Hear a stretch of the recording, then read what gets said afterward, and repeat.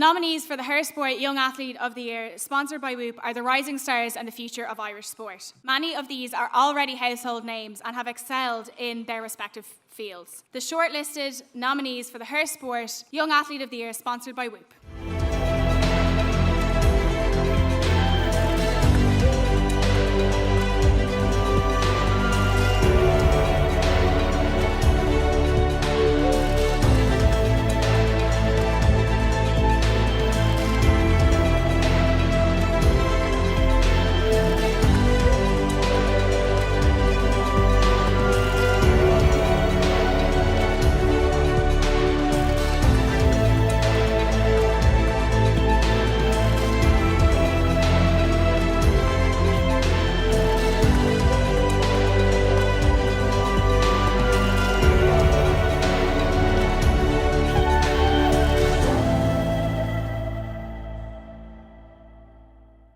A European bronze medalist, two-time under-23 European champion, an under-23 silver, Olympic qualification and Irish record.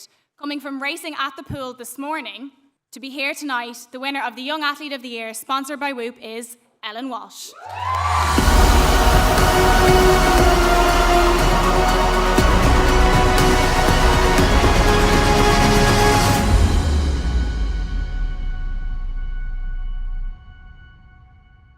Cohorts more meets a flat. Ellen, you may take a seat.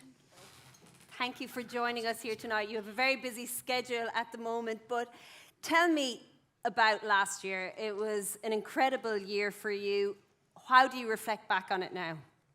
Yeah, I think it was a massive year for Irish swimming, and I came back from a massive illness the year before. I was out in the States and I got glandular fever, and I made return home in the April, and I was like, I had to sit out the summer and recover, and I came back kind of probably back racing in December, and our qualifications for the Olympics were in the summer 6 months later, and to be on the team to Paris was just amazing to come back, so yeah. Well, an incredible accolade for all you have achieved last year, and you've certainly kicked 2024 off with a bang as well. You were competing at the Flanders Cup in the Flanders Swimming Cup over in Belgium, and you brought 6 medals home with you. Am I right in saying that? 4 gold, 1 bronze and 1 silver. You must have been weighed down coming home with all those medals. Not a bad way to start the year. Yeah, no, it was nice to get up and race. I guess a long course pool can be quite nerve-wracking to get back into. We start our season with the short course, and it's kind of easy to wrap your head around it, but to face the long course can be quite a toll on the head, and I think it was just to get up and go. And we had a massive Irish team there, a lot of young athletes to travel with, which is great. It brings a lot of atmosphere. Sometimes it can get a bit kind of heavy and we're all kind of stuck in the same thing, but to bring some younger athletes and get them to kind of look forward into the future is just amazing, so yeah. That competition acts as a qualifier for other competitions throughout the year, like the World Championships in Qatar, but are you solely focused now on Paris?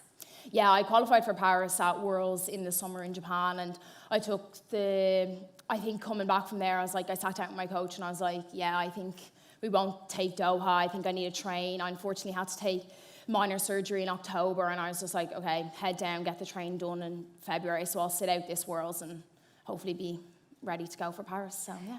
You mentioned qualification last year, and it's worth noting again that you were the first Irish swimmer to secure qualification for the Olympics. That deserves a full applause. What did that moment feel like? Yeah, we were away on a big camp in Thailand, and then we made our way over to Japan, and I was first on the blocks for Ireland, and I guess I had been before in the past, and sometimes that can be a bit nerve-wracking because you're kind of setting the standard for the week, and I got up and I scraped into top 16 and got into a semi-final, and from a side lane I was able to secure my spot for Paris. So yeah, it was a very special moment. It was probably definitely a lot better than the first time I qualified, so yeah. You've made a habit out of breaking records. You were the first Irish woman to break a minute for a 100-metre butterfly in a long course pool, and you've broken so many records since that record that you broke in 2020. But where did it all start for you? When did you start swimming? I started swimming in my local pool, I think when I was 4 or 5 years old, like lessons through there, and then I kind of just ended up in the club. I don't think swimming was in the back of the head. It definitely wasn't a gene in the family, was it? But yeah, I just ended up there, and I think I just thrived from then on. And I sat exams in school, and I think at the end of school I was kind of like, well, is it swimming or some other career? And I was like, right, foot down, let's try the swimming one anyways first. So yeah, that's where I am, and I'm loving it. So yeah. What was that time like, focused on training and on school and your studies and all that goes along with being a teenage girl as well? Yeah, it's definitely a challenge at times. It's 100% not easy. Your friends are going out and you got to go, no, got train in the morning, you know. And I guess when you're in that stage between, am I swimming? Like, I'm getting up early, like, I don't want to do that, you know.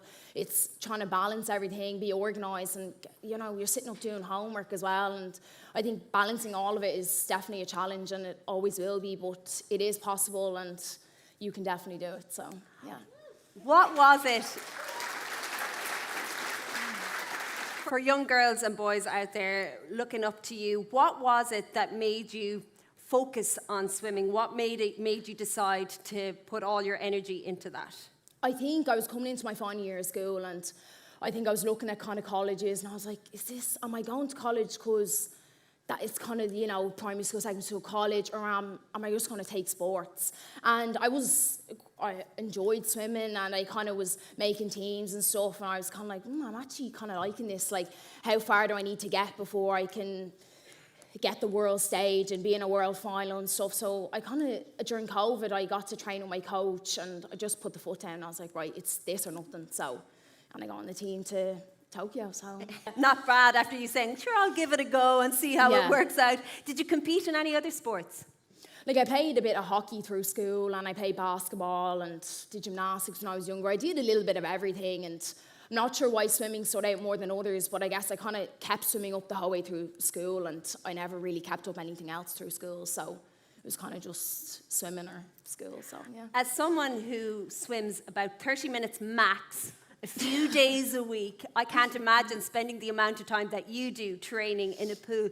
Even from the mental side of it, it takes a lot of dedication. Like, where does your mind go when you're swimming? I think definitely training through COVID was definitely really tough for me. I was training on my own, just me and my coach, and I probably struggled with that mental side of it. I was kind of like, you know, like 5K, 6K, and you're just getting through it. And then I guess when I qualified, I was like, right, and I think when I came back from Tokyo and I was moving to the States, my brain just switched, and I just absolutely love training. I love going up and down the pool, and I don't even know what I'm thinking of. I couldn't even tell you, but I have my whole life planned out in that one session. And I usually do shopping lists. Yeah, like I've everything, like going to go home, walk my dogs, I call them the boys. So I'm going to go home, do that, maybe do that, definitely take a nap, back train. Yeah, it's kind of a bit of everything goes through your head, and I love when the fast set kicks in, you're burning, you know, your muscles are like, and it's just, I just love it. Yeah, it's just great, like. You spent the majority of your training with your club in Temple Oak, but you spent some time studying in Tennessee as well. Talk to us about what that was like. Yeah, so I came back from Tokyo, and I moved out to Tennessee. We have another international swimmer out there, Mona, and moved out there, was a freshman, she was a sophomore, and she kind of got me into the swing of things, and I was back to school then, and I had taken a year out through COVID and stuff, and it was definitely hard, like waking up, going training early again, back to the early mornings, and going to classes and doing public speaking and all the things that were just really challenging for me. And like, I guess everyone else on the team was doing it, so you weren't any different. So school was normal, which I think when I'm here, like my friends are in different colleges, we're not all doing the same thing. So I think finding the balance over there was definitely a challenge, but you get into the swing of it and it was grand, so yeah. And you're back in Temple Oak now, training and teaching. Yeah. How special is your club to you? Yeah, it means the most to me. Like, I came from a tiny tot all the way to the top. I'm now the oldest there. I was the youngest at some stage. But yeah, like I love helping out the young ones and giving back to the sport. I think even today I was racing this morning, and there was 2 other younger girls. I think they're about 15, 16 in the race as well. And it's, you get out and you're just like, you know, you did that with me, you know, like, and it's just nice. Like, they're kind of beside you, they're with you. I don't train with them all the time. They do the earlier mornings. I get to sleep in because I'm old now. But yeah, no, like having them beside me in the race, you kind of look across and you're like, yeah, like that was me, and I can hopefully help them girls like get to where I am today. Or even I remember when I was younger, like we didn't have any older people. There wasn't anyone over 20 swimming really in my day. So hopefully they look up and be like, oh, it can be possible, you know, so yeah. Well, you've achieved so much so far. Tell me about the Olympic Games back in Tokyo in 2020. What is your thoughts on that, or what did you bring with you from that experience in Japan? Yeah, it was definitely a quick turnaround. I'd qualified quite late. I think I had 3 weeks of a turnaround between qualifying and getting on the plane. So, you know, you pick up your gear and you get over there. And sure, when you looked up in the stand when I walked out to my race, like, there was no one. It was completely dead. Like, it was during COVID. My parents were at home, and it was quite a weird kind of vibe. But I knew after that race I was going to be an Olympian for life. And no one can take that from you. So it was a pretty special moment.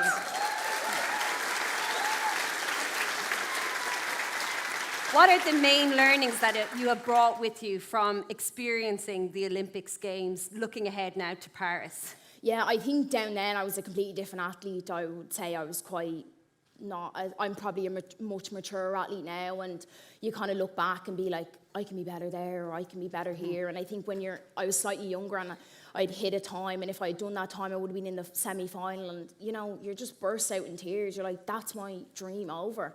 But you pick yourself up, and I'm back again, and I've learned so much. Like, you know, you can get out faster, a few turns a bit quicker, and just racing the race beside you. These girls aren't that scary, you know, we're all the same. Like, and when you're a little bit younger, you are scared. Like, you know, you're walking out and you're like, they've been on the world stage so many times, but we're all the same now. You know, you look across and you're like, let's go. You know? Let's go. You've achieved so much already, but you're clearly hungry for more. So what is your main goal for 2024? I'd love to be an Olympic semi-finalist. Maybe a finalist? Yeah, hopefully. Well, we look forward to following your journey, and congratulations again tonight and for all you have achieved so far. Bulbus Morga Ellen Walsh. Thank you.